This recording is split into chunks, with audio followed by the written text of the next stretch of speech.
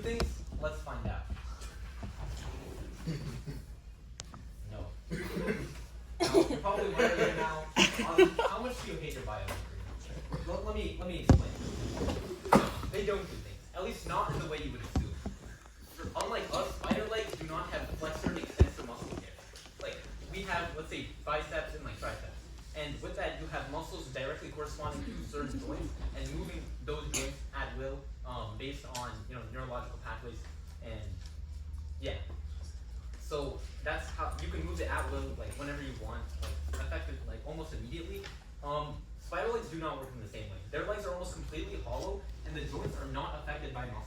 So they are not like these at all, and they do not have. And it's like this guy. You see this guy? He has nothing in them, nothing at all. No muscles. They're completely hollow, and they're just filled with air. It has no autonomy, and so no, they don't do things. Let me explain what I mean. So spiders, they have something that is effectively blood. It's called hemolymph. It's not the same color. It's not like red the same way ours is because they don't have hemoglobin.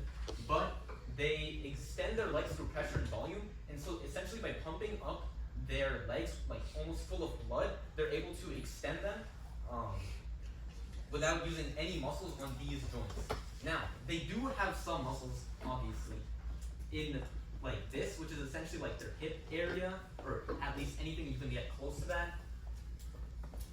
And so here would be where you would actually see muscles, and it's not like really a hip, that's called their prosoma, and that's just like the front part in front of the abdomen. But all of these joints here are completely moved and extended by fluid pressure and hemolymph. And this is only possible because of their open circulatory system. We have veins and arteries that help us move all of our blood like to our body and to all of the organs that it need. But for them, they have an open circulatory system where all of their organs and lots of their tissue is just completely bathed in hemolymph, and a lot of it is just not contained and even mixed in with other fluids at times. But they do have some arteries, which brings me to here. So for their legs specifically, because of how close they are to a spider's body, they use arteries to get blood to certain places, which helps them use that kind of like hemolymph pump to create pressure and to be able to extend their legs. And backward.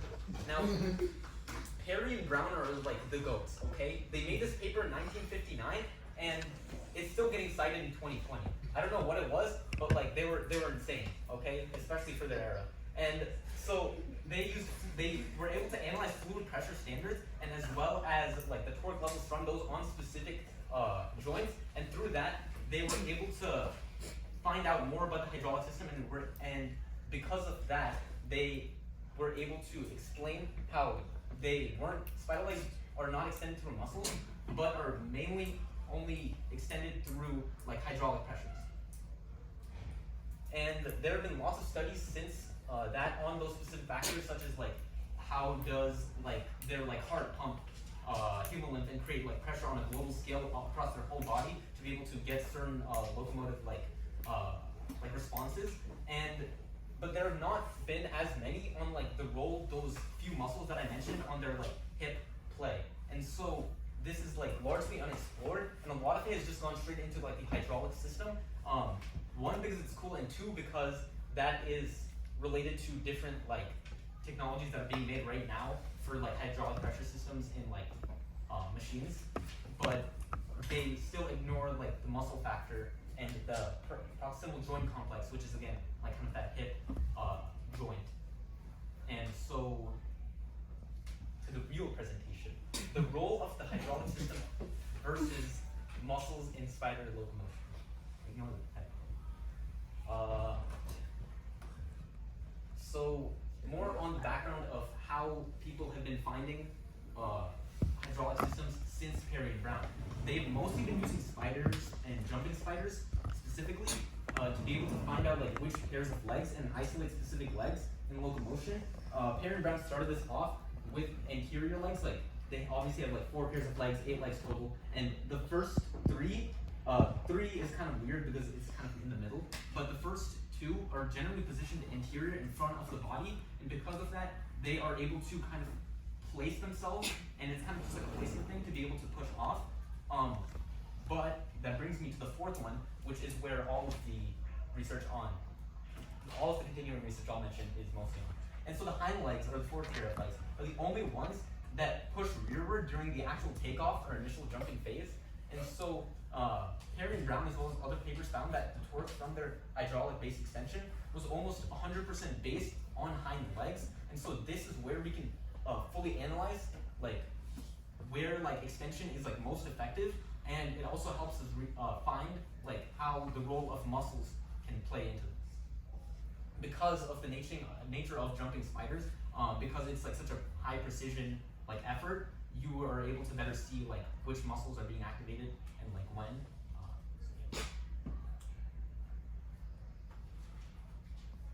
And so more on jumping spiders, studies found that this little guy, he's like really small, use their muscles in that proximal like joint complex of the hip in their prepared jumps. And these spiders would specifically have prepared sets of jumps and like angles from which angles for their legs from which they would jump from, and they were able to do it very successfully. But they still found that the muscles were still being used significantly, even though they were also using like the hydraulic system. But that made them start wondering, large spiders of the same species didn't prepare their jumps at all. They just like jumped without like having that same set of angles and positions as before. And so they wondered how effective the hydraulic system really was for them. And so that brings us to the next question. Do flexor muscles or hydraulics have a stronger contribution to ground reaction forces to achieve locomotion in certain spiders? And by this, in certain spiders, the coming, you don't have to write the thing I'm about to sit down, but they only went onto one species, but they implied that there were many other species of a similar size and in similar environments that also would likely have a similar balance of muscle to hydraulic force reaction. And so these are some of the methods that they used to actually do their experiment. So they used two very high frame rate cameras to be able to capture the spiders as they jumped, and not just jumped, but they also used different like escape maneuvers that spiders do that I'll get to later. And they also used kind of markers, like digital markers, on the interior and posterior of their prosoma. Like again, that front section of the spider, which is where all of the legs are actually connected, and also where their faces, to track the center of mass. Use length measurements on different segments, like the tibia, the tarsus, and they also use a specialized force plate so that when they touch down, they would be able to get the specific force vectors needed to be able to get any meaningful data. And so these measurements plus the measurements of just the like tarsus, like tip positions. The tarsus is essentially like they're kind of like tiny toe almost that actually touches to the ground. And so they were able to get the direct positions on those to be able to help them determine like segment angles and joint positions. And so being able to get those angles and positions is key to being able to map out the force vectors. And so methods. And they basically just harassed a bunch of spiders like randomly in ways that you would expect. And they wanted all of them to move in a certain direction. So they obviously like poked them from the back, and they kind of got simulated like direct escapes that most spiders have. And so they were able to do it on just 4 spiders, and these things are scary, so just a little disclaimer. They were pretty massive, and again, they were going for that like large level of spider, not the small jumping spiders, because they previous research had indicated that these would have different relationships with their muscles of hydraulics. And that brings me on to the experiment. And so essentially what this graph is saying, well, we'll start over there. Well, first you must be wondering, okay, like what is this even saying? Like there's like millimeters here and millimeters there. Well, in the paper they actually stated that these are actually like, there are also intervals of 10 that aren't like directly listed here, explaining what forces.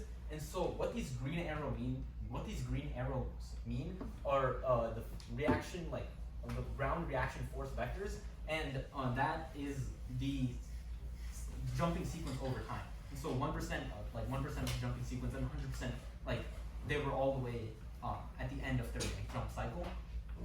And what we see here is that the like the cyan lines are the metatarsus, and the blue ones are the tarsuses. And so, what this tells us is that where these force reaction like pairs are going toward, and like where they're directed toward in relation to their body. And I'll get more to that later. But this is also important because it's kind of consistent with A, in that this tells you the distal light position, and so this like blue line correlates with that 100% to 1% like sequence of progression, and this corresponds to the ground reaction forces. And we found that generally distal light position, even if it like stays the same, as it progresses, we see that ground reaction forces dramatically shift, but then level out, and that is associated with it. And so that brings me to this, and this relates back to the last slide. But essentially, what this is showing is that, again, this is kind of that hip proximal joint, and then those two are the distal joints, which are not controlled by muscles at all. And so they were able to show that they were, when they landed on force plates, they would either get almost like flat vectors, which were more like this one actually, because see that green line? So they were able to show, okay, these are more like flat vectors, and that essentially means that the force is more spread out on like impact here. Meanwhile, like the red vector would mean like more steep, like steeper, which would mean like more muscle dominated, because it would be directed towards a specific like contraction. And so this brings me to the light plane. And now this is going to be kind of confusing because it's not like 3D, but imagine these as like parallel like joints, and imagine also them as axes.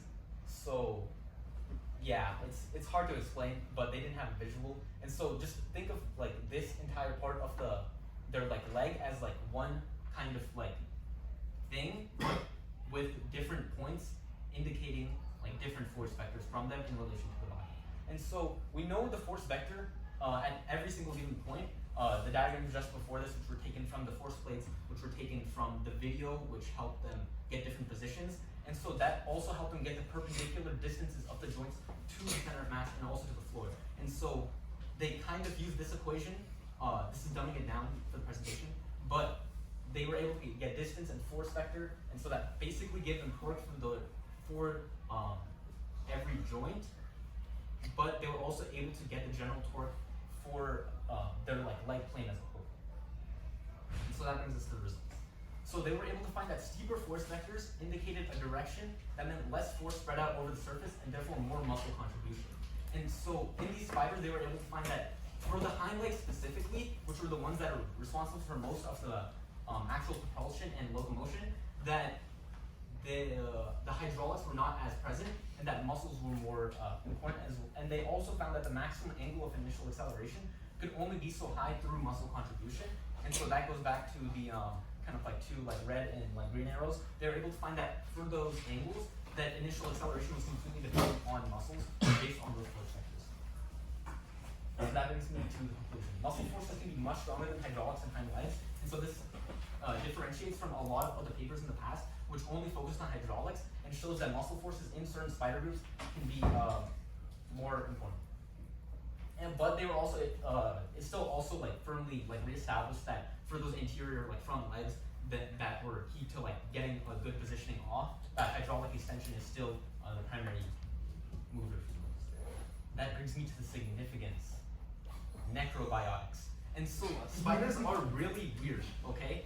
Like they have their hydraulic system, and so if Dr. Georgia, you could put that video for me.